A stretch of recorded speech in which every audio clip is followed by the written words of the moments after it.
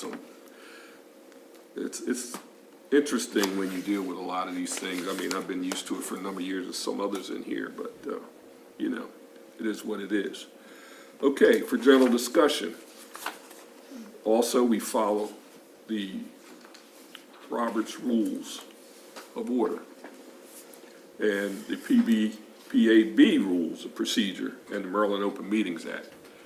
And all those govern how we function here at these meetings. Now, we'll start off with the reading and approval of minutes. Copies have been distributed, and if you have not reviewed them, I'll give you time to take a quick review, and then I'll be asking for a motion to accept.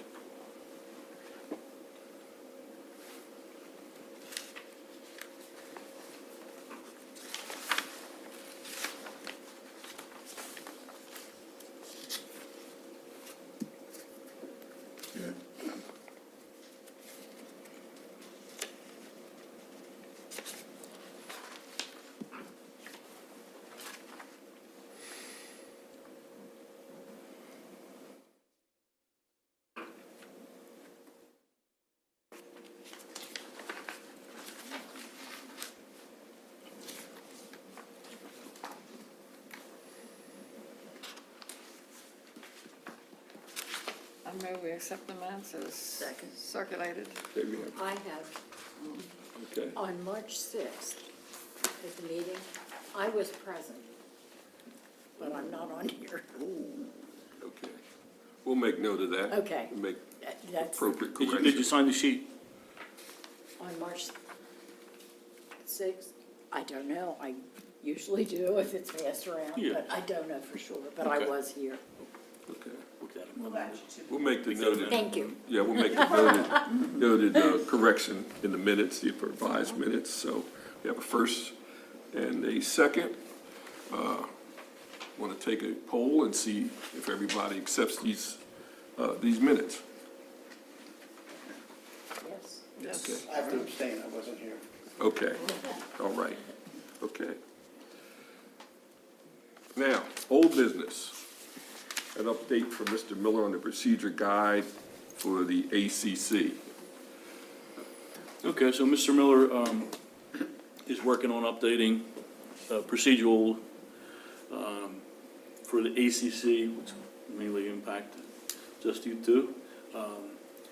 He's reviewing them, he's adopting a little bit from Wayne Ann's. I think you guys have talked about that previously. He thought he would have some updates for today, but he's with the holiday, he might not have been able to get it together. So with any luck, he'll have it for us for next meeting, and we'll be able to get a little bit of an update and maybe get a draft out and you know, get the members of the ACC to look at the draft, make some comments, get it back to the chairman, and then see if we can't get something implemented. Okay, that's kind of the plan with that. Sounds All good. right, that sounds good. Okay, any questions or comments? Okay, we'll go to new business. We're going to look at the Police Accountability Board for an open discussion. We have a PowerPoint presentation by our accountability consultant. However, instead of having it projected openly, the copies are here. So everyone has a copy of it. It's just, I think it's just a little easier that way. So, as most of you guys know, I came here last week on the 6th. Say it again? We need to state that. I got it now. We, as I was saying, last meeting was my first day on the job, my first introduction to being part of this and being selected. So, looking into the police accountability stuff, there was really not a lot of training out there on the board. There's very specific training for the ACC, and there's very specific training for the trial board members. For the PAB, there's really not a lot of training.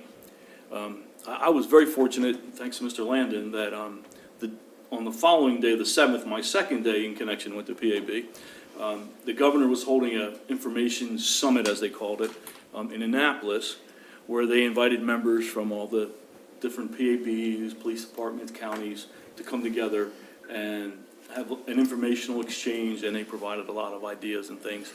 And we got to sit through a nice 7-hour presentation. They touched on a lot of different topics and a lot of different ideas from 23 counties and Baltimore City that were represented. Everyone basically has a different opinion on what should be done and how it should be done.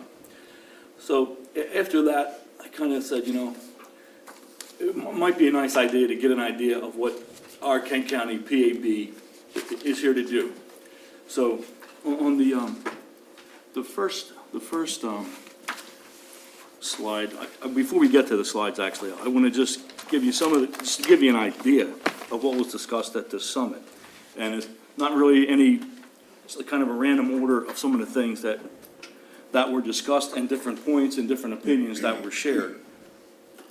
So one of the opinions that was quite controversial was that the police department doesn't have any responsibility to report a complaint to the PAB, right? That the only people that they have to report to would be the ACC.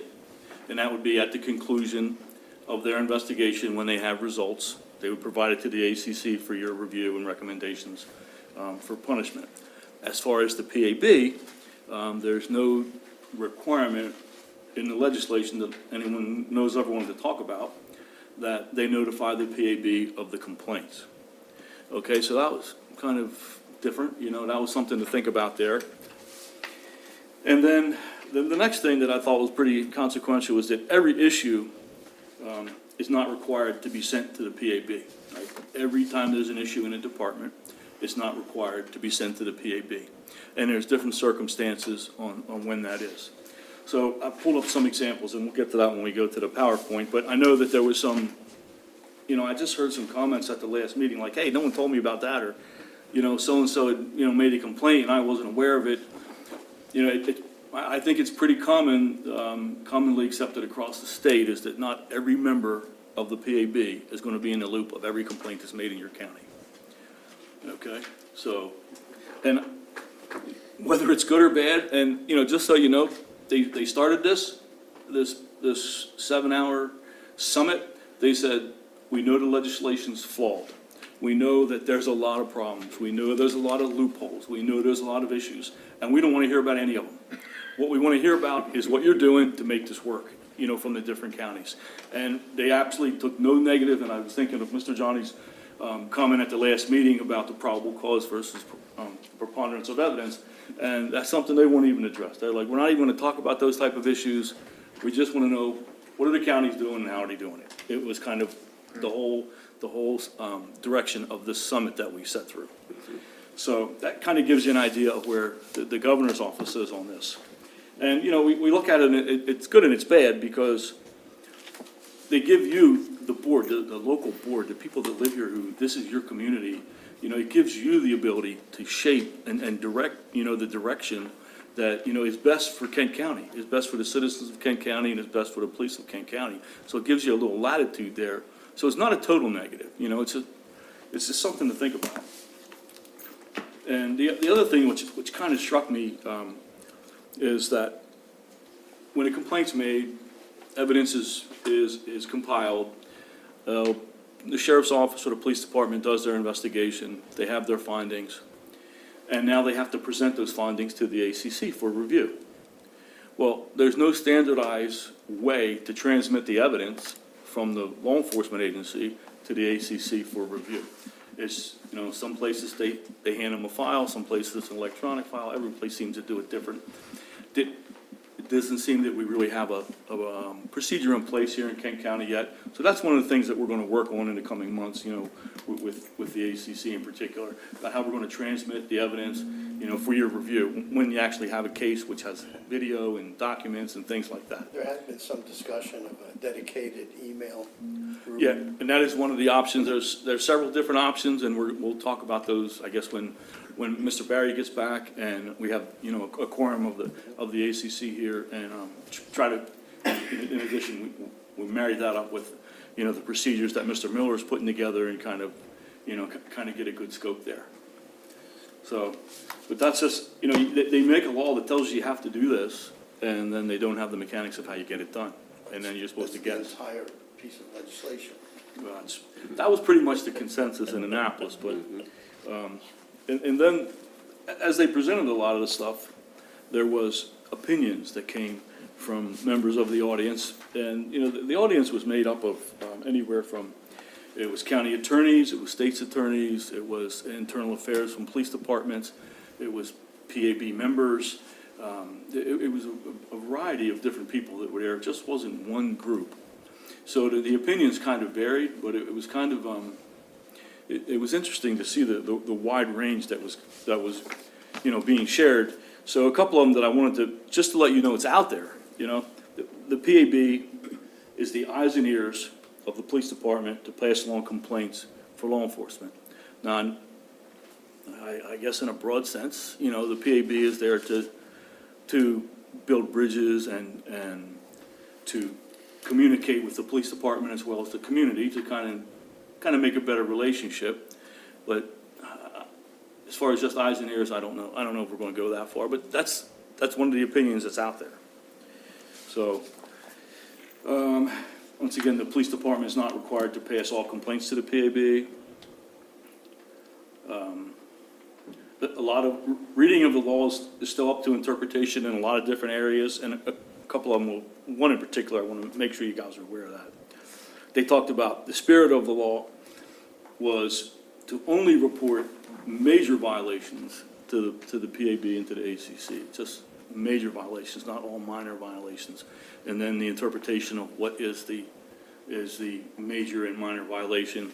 And there's a couple different things, and I think the main element there is a member of the public and some type of substantial complaint as opposed to like a uniform violation on a department's policy type thing.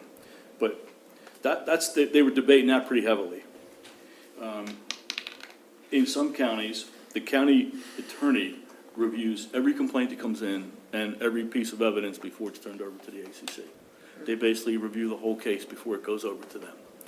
And the only logic that I really heard that day, and I may have missed it, but if there is a lawsuit that comes out of this, the county is responsible to pay the bill, so they want to protect their interests as much as possible, and they have their legal team to do the review.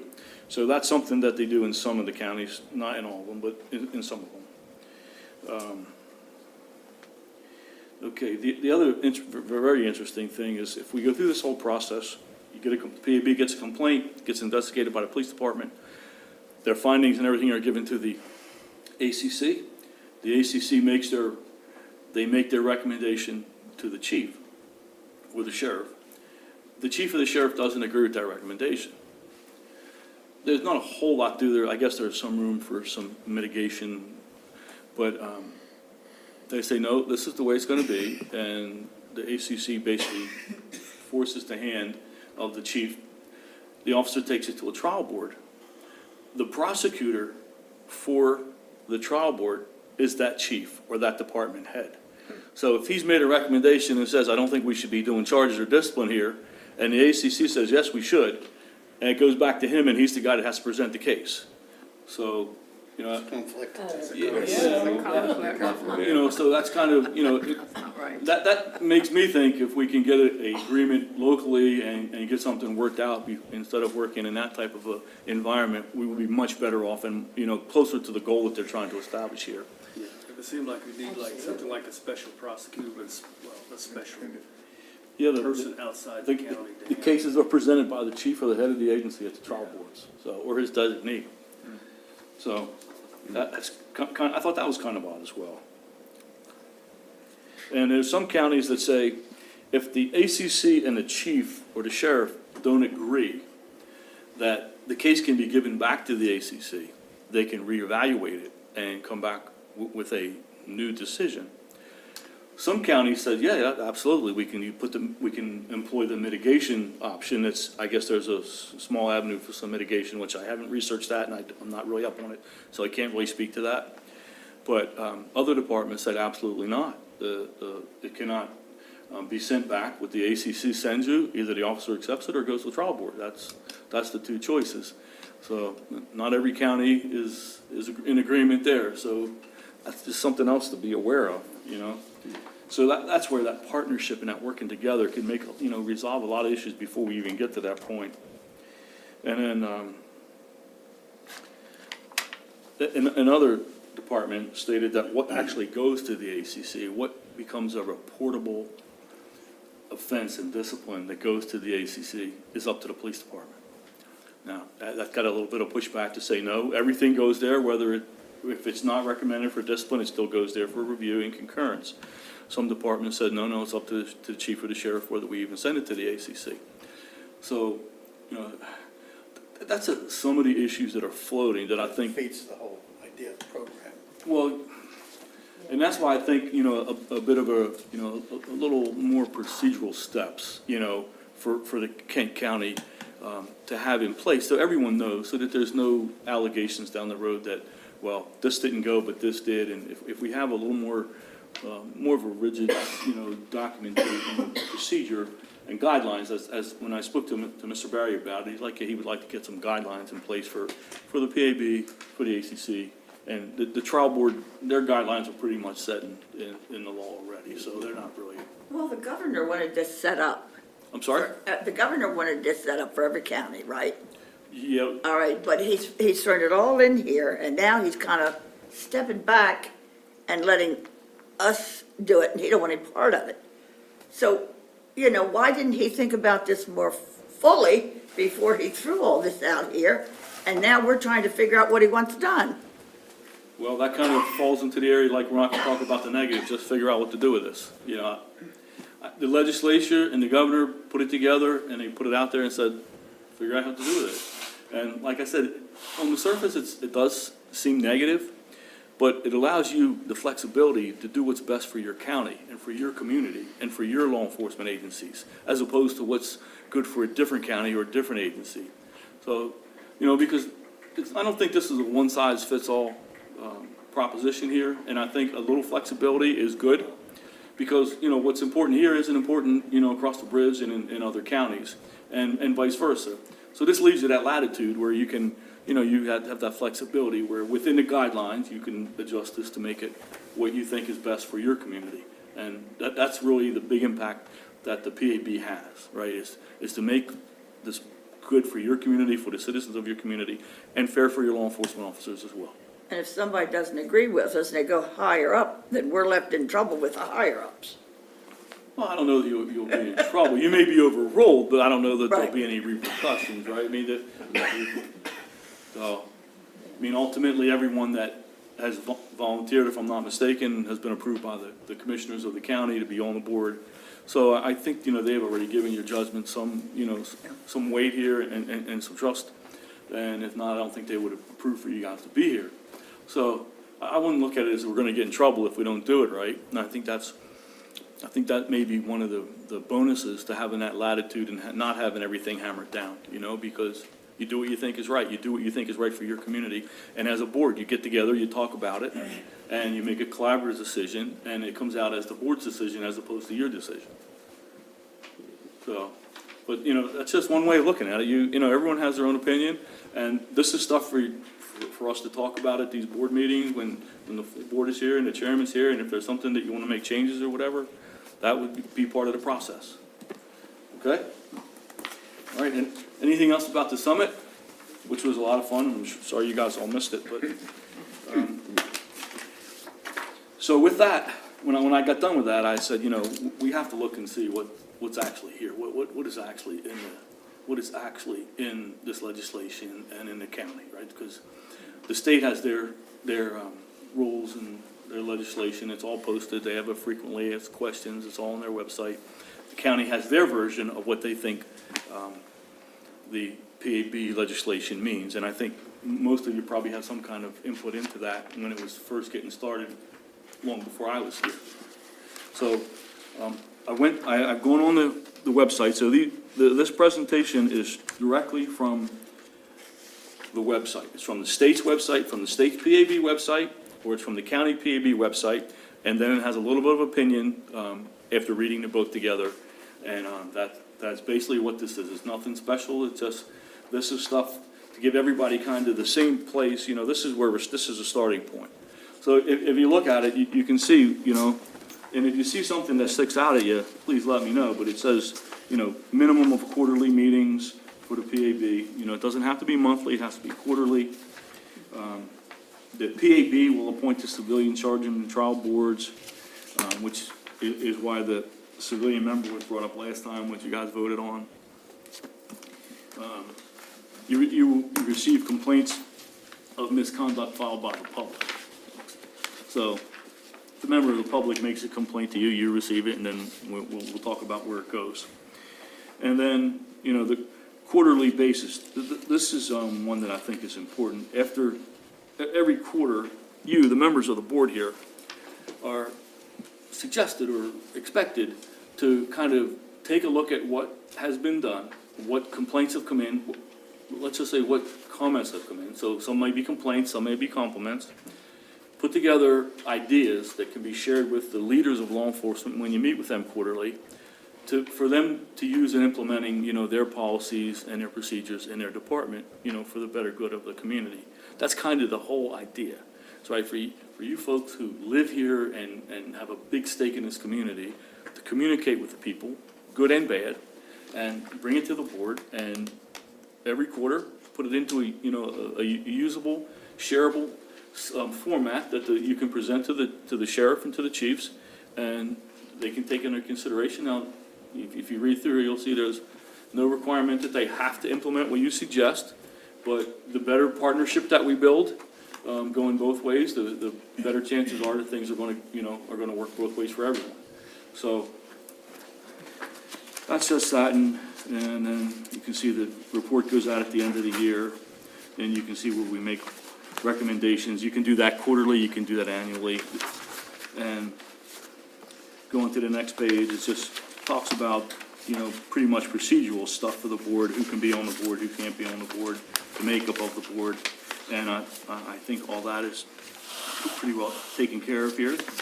And then this is other, the complaint, the requirements to file a complaint. So it has what the requirements are to file a complaint. So as a board member, if someone makes a complaint to you, you should know what it takes to get that complaint filed. You know, you have to have name, contact information, a little description, officer's name, sort of thing.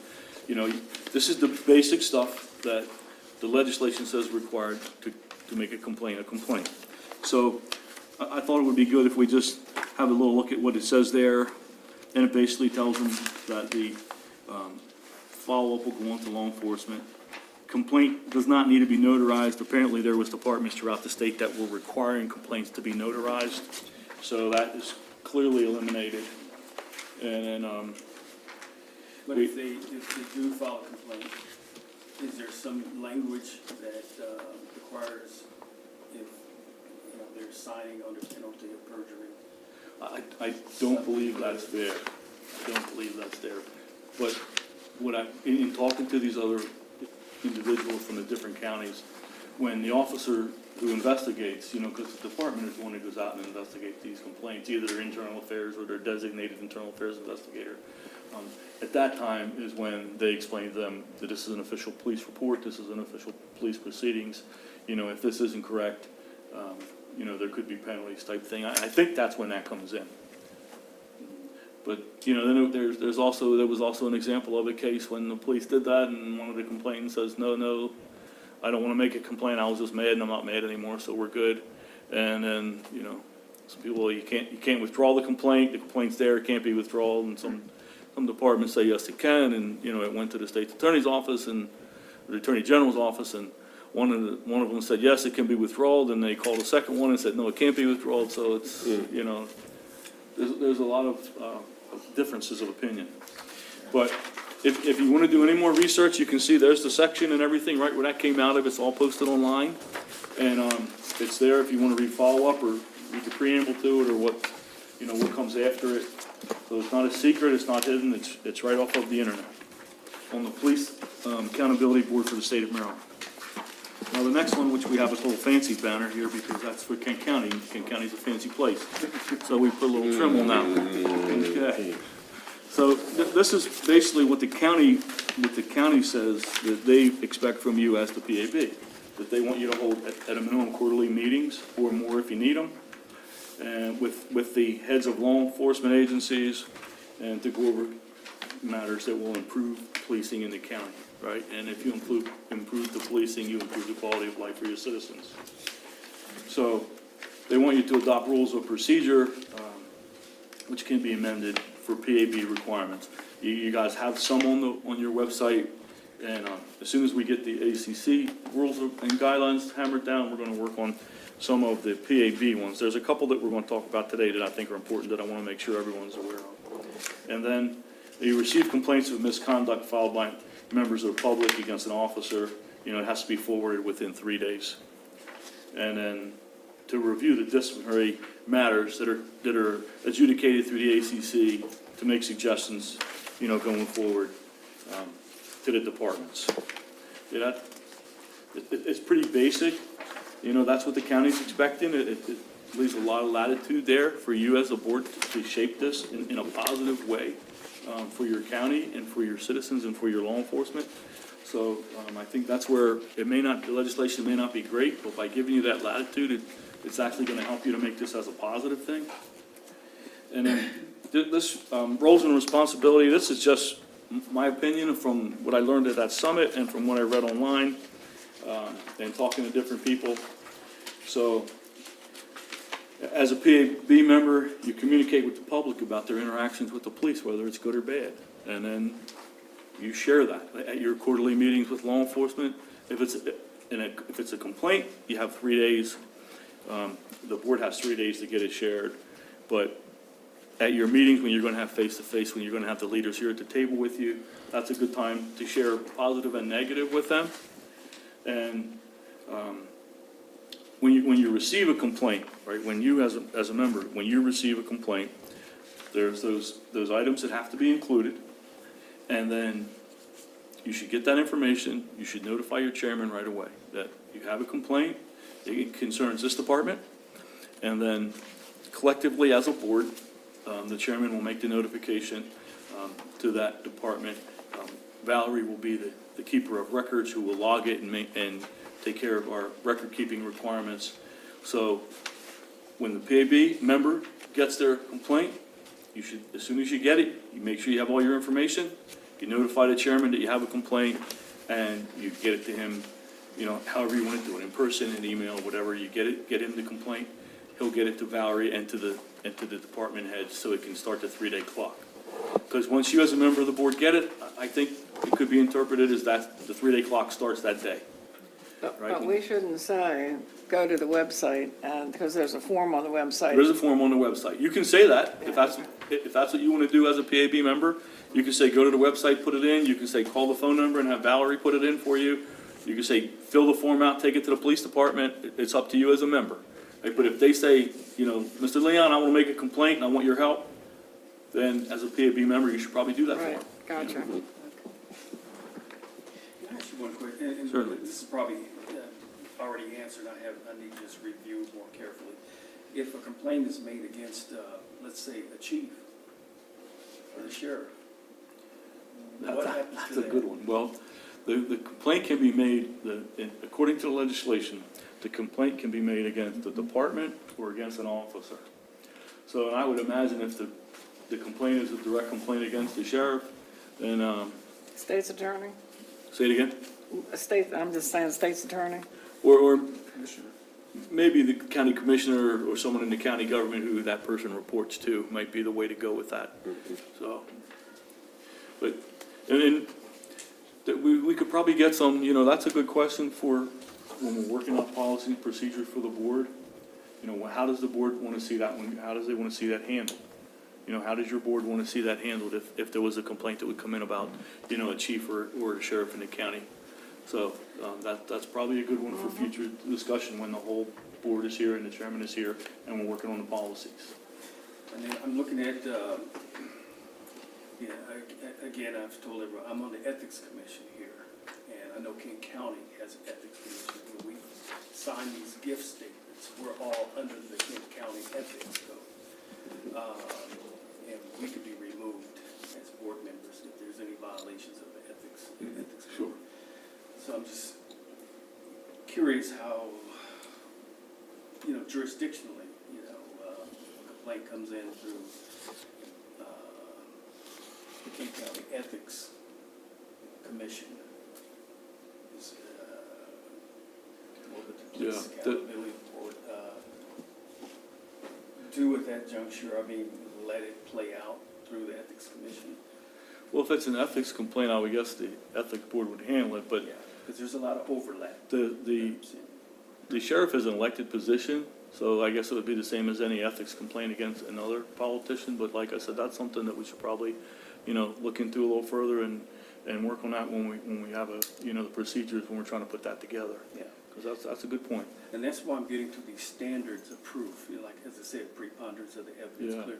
Preponderance is normally a civil. It's normally Yeah. a civil, so Yeah. not clear and convincing evidence. Well, and in administrative proceedings, Yeah. which these are, preponderance of the evidence is the general standard In the administrative side. in administrative law, Sure. yeah. Yeah. But they've made it clear and convincing in the ethics. Well, it's a different agency then. Yeah. That's why I'm saying Different there's rules. a Yeah. lot of confusion. But anyway, I didn't mean. Yeah, no, that's something to keep, to bring up when we have new business, that may be at the next meeting. That may be something that you want to bring to the chairman's attention, and then we can go from there. We can do some research or do what we want to do there. I would imagine at some point, depending on what it is, you'll be having to deal with an entity outside of the county government. Yeah, depending on what the allegation is. Yeah. So, okay. So the board has 3 days to get it to the law enforcement agency, not the member, it's the board. That's why it's important that we take it to the chairman and let him start that process. Okay? And then at your quarterly meetings, you actually review what's there, you look at what's there, what you've seen, and you make some valid suggestions or at least share some ideas. I mean, that's kind of why the legislation wants you here to sit in these meetings, so.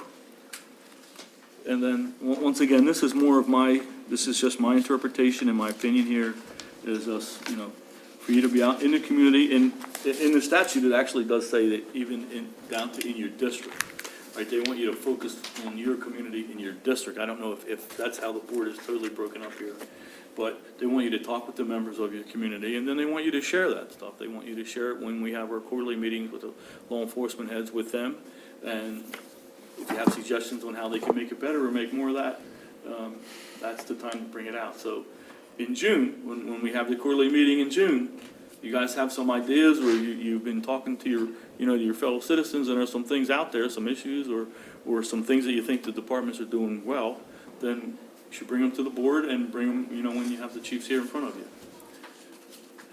So, and then that's basically, that is basically the whole purpose of the board, is to make this, to make it quality of life better for the overall citizens and to be fair to your law enforcement officers. Okay? So, and like I said, that's just my take of the reading of the two online, the statute on one and on the Kent County policies on the other.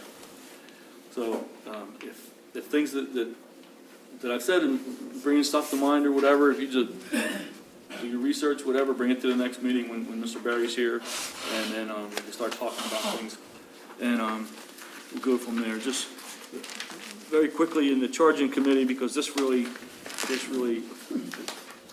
read to, and they're a little more. The county is a little bit more explicit on what they expect from the charging committee and what they want from the board. All right, so one of the things that locally that we're going to have to work on is we have to have at least 3 members of the board. We have 4 trained members right now. Something happens and one of them is out, then we only have 3, and that means all 3 of them have to be there in the event a complaint should come in. So I know Mr. Barry said he wants to go to that training, or he's planning to go to training soon.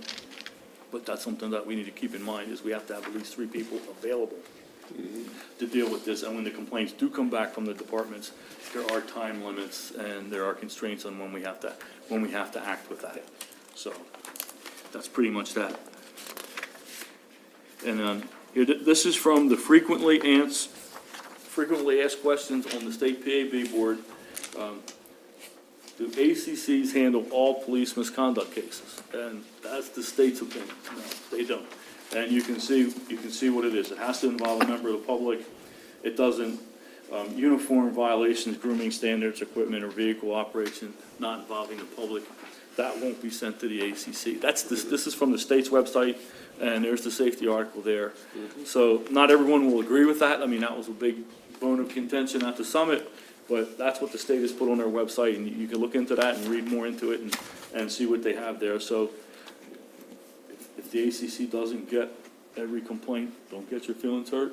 We'll try to work through a few things, and I have some suggestions that we'll get to in just 1 second. So that's basically, we have to have 3 members that are trained.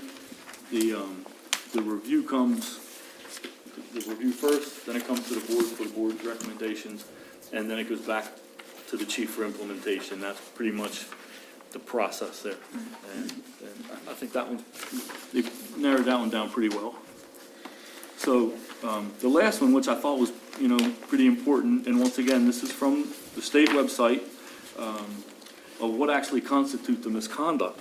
And this got a lot of debate. This got a lot of debate at the summit.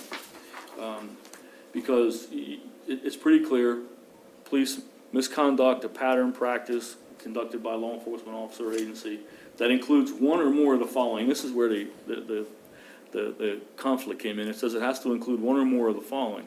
So you read number 1 and it's pretty clear. Depriving a person of their protected constitutional right or state rights. That one's pretty clear and pretty easy.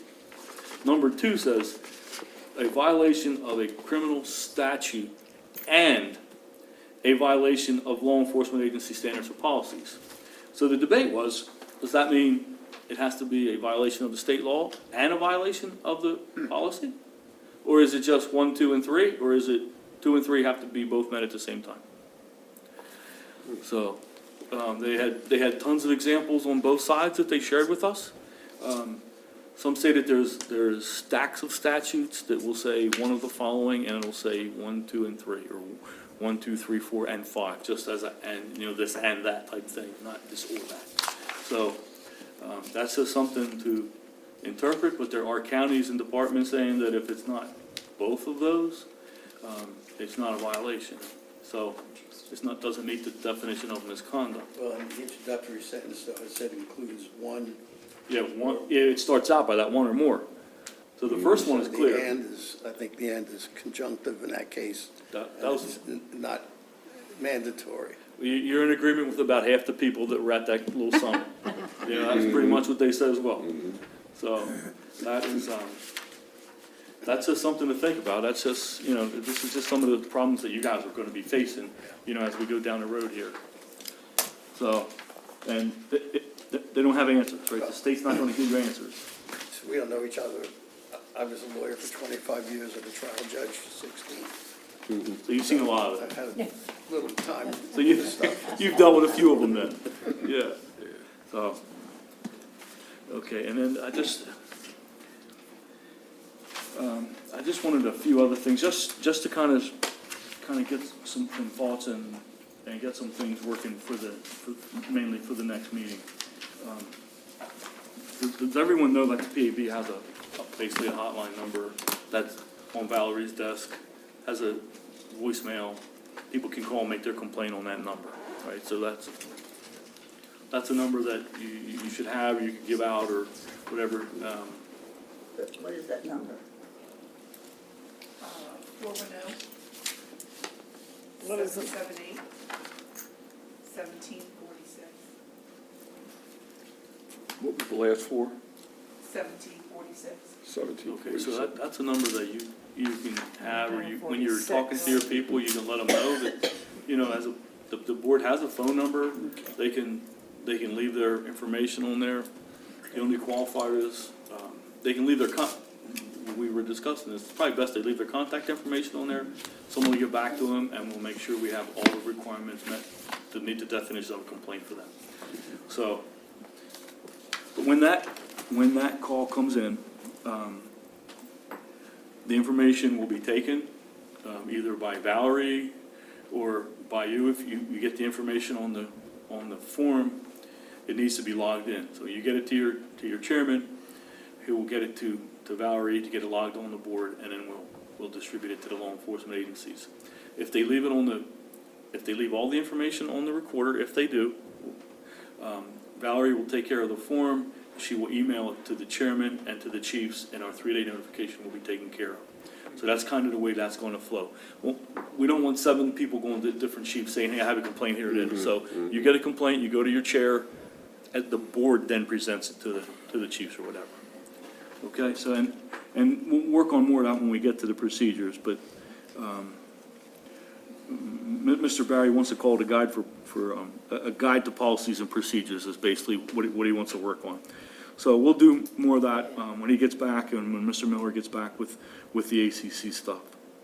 Okay, so Valerie is keeping the log of the complaints, so when the day comes when we're audited, when the board is audited, we're gonna have the information that we need, when the complaint was received, when it was forwarded, if an outcome was found, and the date of that. So we're gonna at least have that as your PAB records.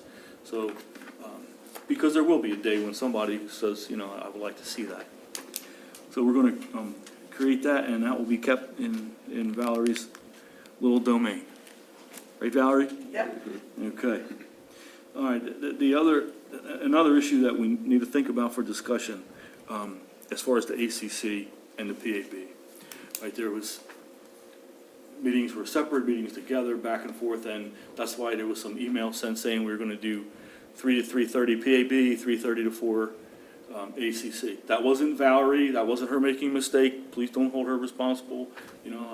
I'm new at this, trying to feel my way through, so you can blame me for whatever, you're mad at, it's my fault, I'm telling you up front. Just bring it to me. So, but there are some requirements for the ACC to have separate meetings at least quarterly, or more if necessary. So at least quarterly, we're gonna have to have a separate ACC meeting. But once again, unless they fit the exceptions to the open meetings, it's open to the public, so just like the ACC members, the PAB boards are open to the public, you can certainly be here, they can certainly be at your meetings until you get to the closed portion. So the only thing I would say the difference is if there's a motion at the ACC to do something or change something, a PAB member probably shouldn't be voting first or second in that motion and vice versa, right? And that's probably the only segregation that I would see initially. And then when you actually have a complaint that has to be reviewed, of course, the ACC is going to be totally confidential, and they're going to do their thing there. Okay, this partnership or this relationship with the community and with law enforcement. And one of the big ones was the outreach, doing outreaches of some type. And I know this county has a lot of community outreach. I know you guys probably take part in a lot of it. But in the brief conversations that I had with the sheriff and the chiefs and with Mr. Barry, at some point maybe some joint outreach with the law enforcement and the PAB together, talking to the community, asking them directly, because they may feel more comfortable speaking to you as opposed to speaking to a law enforcement officer. So they would welcome that, and that's one thing they want to try to get on the schedule going forward, and everyone would be included in taking part in that and trying to further that. When I talked to them, there was I guess the National Night Out is like one of the big ones here in the county. And it's a day-long event from what they tell me. And it's soccer games where the officers play against the youth. And that would be a great event for the PAB to support. And you guys can decide how you'd like to support that or what you would think, would be a good idea to support that, whether you're manning a table and handing out taffies or handing out business cards or just talking to people about, the different ways to make complaints and to make policing better in the community. That may be an event that the PAB as a group wants to take part in. They used to walk around the town. Or we used to shake hands with people.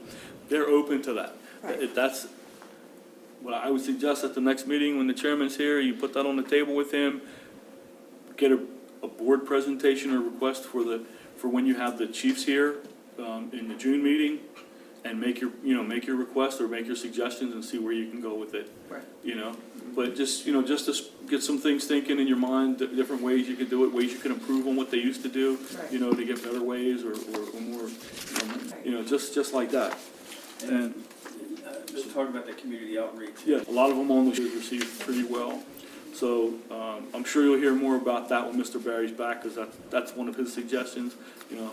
So you may have that suggestion of knocking on the doors or whatever, but, it's just, you know, convincing people to support these things and to take part, and if they have concerns, to bring them out. Let's get them resolved, you know.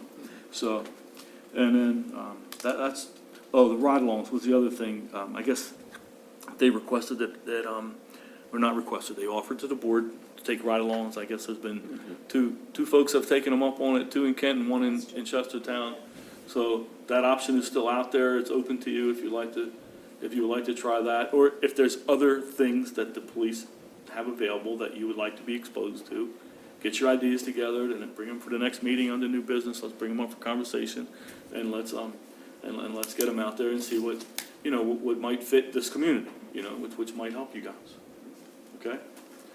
And I know that I've talked a lot more than some people want me to. That's okay. No problem, But, no problem at all. Is there any questions or anything, you know, you let me know. You guys have my email, phone number. If there's something certain, you know, specific you want me to look up or you know, to pull out for you. Don't have your phone number. I have something.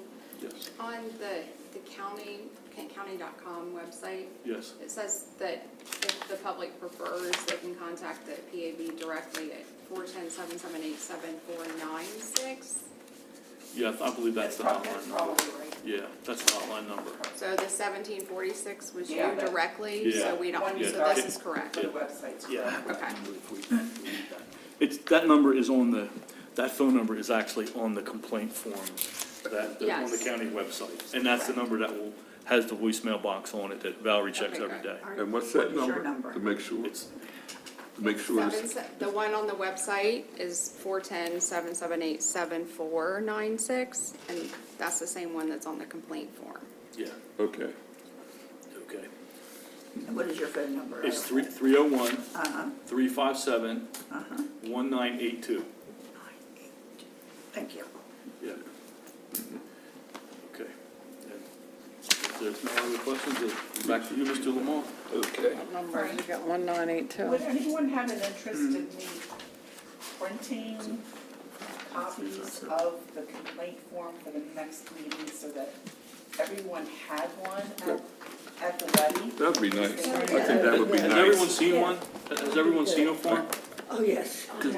Yeah, I got one from Queen Anne's County, and I got one from Kent, and then somehow or other, it passed around the Here, table, it we got want lost. to take a quick look at it. Is that just one? Yeah. But I could print one for everyone if they want it. Okay. Yeah, Just to that have it, would be nice. you know. Yeah. Yeah.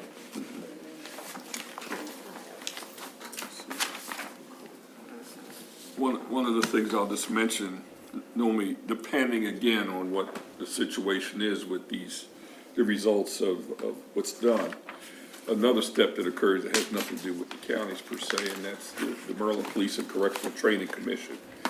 And what can happen there, and I've set in on some of those, is whether that person will keep their certification as a police officer or correctional officer, you know, based on what's presented at that hearing.